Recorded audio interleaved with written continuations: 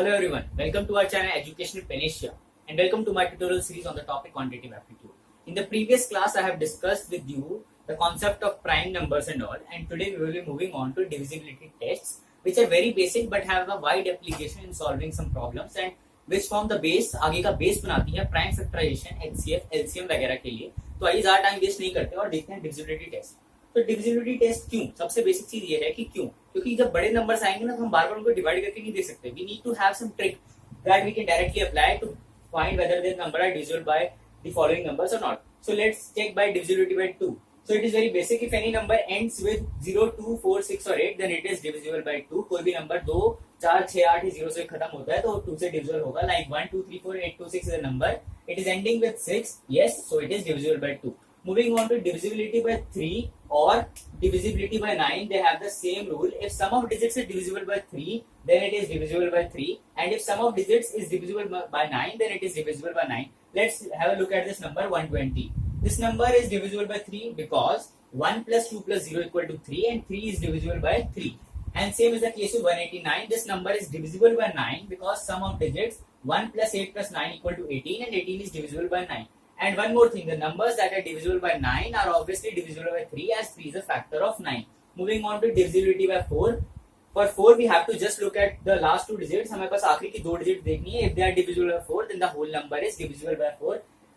Like this number 196624, we will have to look at the last two digits. हम आखिरी की दो digits देखेंगे जो कि यहाँ पे 24 है और 24 4 से divisible है, तो yes this number is divisible by 4.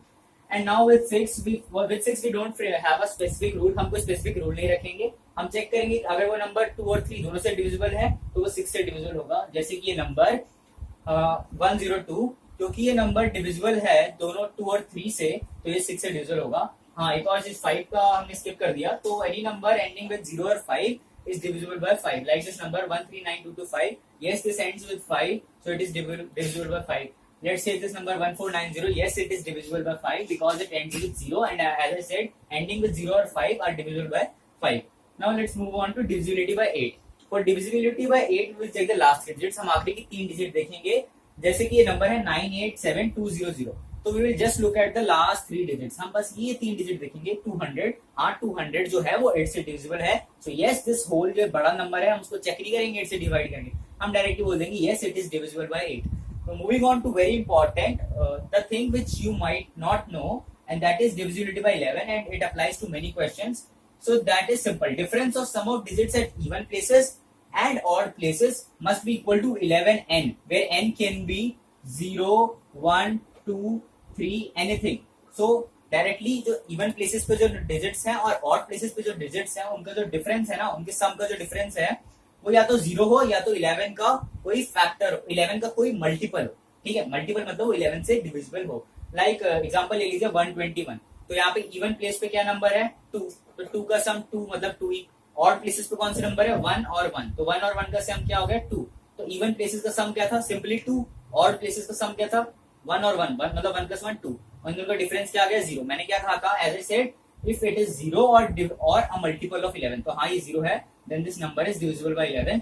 तो आइए हम एक क्वेश्चन करते हैं इस डिविजिबिलिटी टेस्ट के ऊपर जो आपको which uses the concept of divisibility test. Find the value of m cross n if this is the number and this number is divisible by both 8 and 11.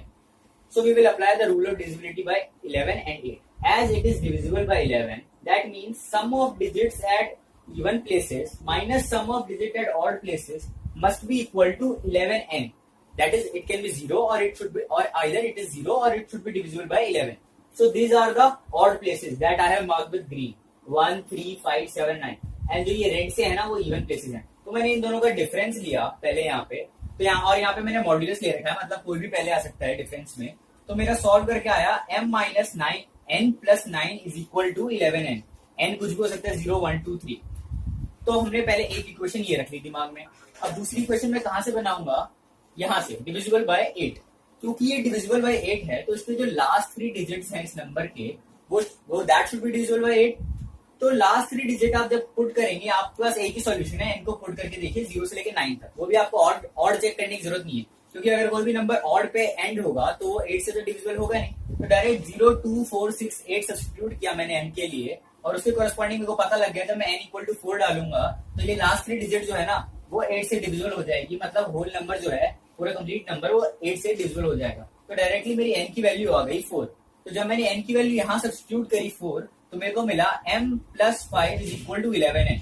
तो अब देखिए जीरो तो हो नहीं सकता, यहाँ पे इक्वल टू जीरो नहीं आ सकता क्योंकि उसके लिए m को क्या होना पड़ेगा -5। और मेरे को पहले ही पता है m and n are positive integer, क्योंकि नंबर के अंदर कोई नेगेटिव तो जाएगा नहीं।